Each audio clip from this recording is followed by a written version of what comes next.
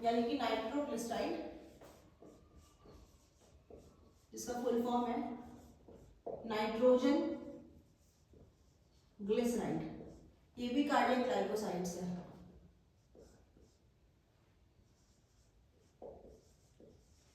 ये क्या है आपकी एनटीजी।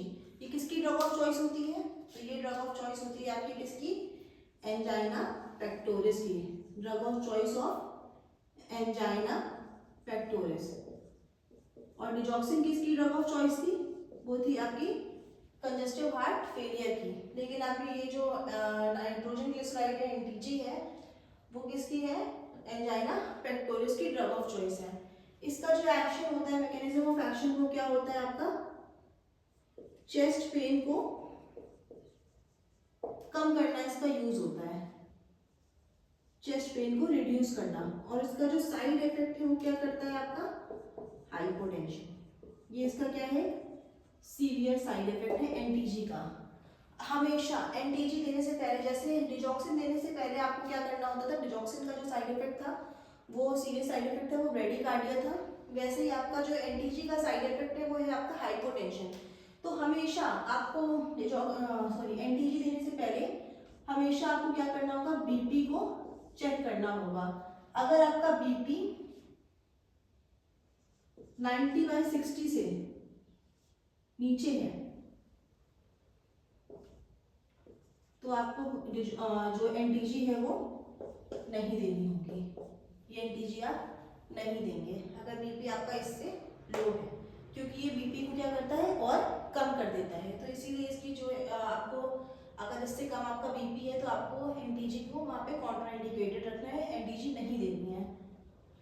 अब दूसरी बात कर लेते हैं कि हम लोग एनटीजी को क्यों देते हैं सबलिंगुअल। तो इसका जो रूट है वो क्या है? हमारा सबलिंगुअल रूट है। तो एनटीजी को सबलिंगुअल क्यों देते हैं? कि हमने क्लास 1 और 2 में भी बताया था आपको कि एनटीजी को हम लोग क्यों देते हैं। तो इसलिए देते हैं क्योंकि आप जो टैबलेट लेते हैं, और इसकी जो टैबलेट आती है वो 5 mg की आती है। एक बार दिया, आराम नहीं मिला, दूसरी बार भी खा सकते हैं। दूसरी बार दिया, आराम नहीं मिला, तीसरी बार भी खा सकते हैं। मैक्सिमम आप कितनी बार 3 डोज दे सकते हैं इसकी। कितनी डोज दे सकते हैं आप इसकी? 3 डोज इसकी प्रोवाइड कर सकते हैं पेशेंट को। इससे ज़्यादा आप ये ड्रग नहीं प्रोवाइड करा सकते हैं पेशेंट को।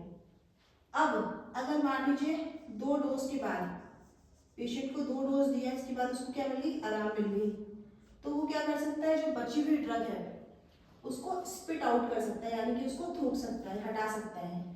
तो इससे क्या होता है? जो पेशेंट का ये वाला इफेक्ट है, इससे उसको क्या हो सकती है? राहत मिल सकती है। इसीलिए इसको सबलिंगुअल दिया जा सकता है, दिया जाता है, प्रेफर किया जाता है। इसका एक रीजन यही है सिर्फ कि इसको क्यों सबलिंगुअल प्रेफर करते हैं। इसलिए करते हैं, वहाँ पे ऐसा कुछ नहीं है कि ब्लड सप्लाई इंक्रीज होती है। सिर्फ इसका रीजन ये है कि इसको सबलिंगुअल इसलिए देते हैं क्योंकि इसको थूक सकते हैं, और इसका जो हाइपोटेंशन इफेक्ट है वो क्या हो सकता है? कम हो सकता है, हाइपोटेंशन उससे नहीं होगा। और यही अगर आपने क्या करा, उसको आईवी दिया है, तो आईवी देने में क्या होगा? आप उसको हटा नहीं सकते हैं। आपका चेस्ट में आराम मिली तो आप उसे नहीं हटा सकते हैं, वो असर उतना कर लेगा और बहुत ही रैपिड एब्जॉर्प्शन होता है आपका आईवी में, तो इसीलिए आप उसको इतनी जल्दी हटा नहीं सकते हैं। तो इसी वजह से क्या होता है? To reduce the effect of hypotension हम लोग क्या करते हैं? एनटीजी को सबलिंगुअल प्रेफर करते हैं। ये एक इसका रीजन हो गया। तो ये एनटीजी के बारे में पूरी कहानी हो गई है। और एनटीजी के जो साइड इफेक्ट्स हैं वो आपके यही हैं। जो साइड इफेक्ट है वो क्या है? तो हाइपोटेंशन मेन है, दूसरा आपका हाइपोटेंशन के साथ है आपका टेकीकार्डिया, फिर उसके बाद आपका जो है हेडेक भी है। तो ये इसके क्या है? कुछ साइड इफेक्ट्स हैं। तो ये बात हो गई। और आपका जो, अगर आपने मान लीजिए टॉपिकल एनटीजी पैच में भी लगता है, एनटीजी पैच भी आता है, तो वो क्या कॉज करेगा? आपको डर्मेटाइटिस भी कॉज कर सकता है। तो ये बात हो गई एनटीजी के बारे में। तो क्लास, अगर आपको क्लास पसंद आई हो और आपको मेरी क्लासेस अच्छी लगती हो तो प्लीज़ आप लोग चैनल को लाइक करिए, सब्सक्राइब करिए, शेयर करिए और कमेंट करके बताइए कि आपको क्लास कैसी लगती है। So this is all about NTG and digoxin.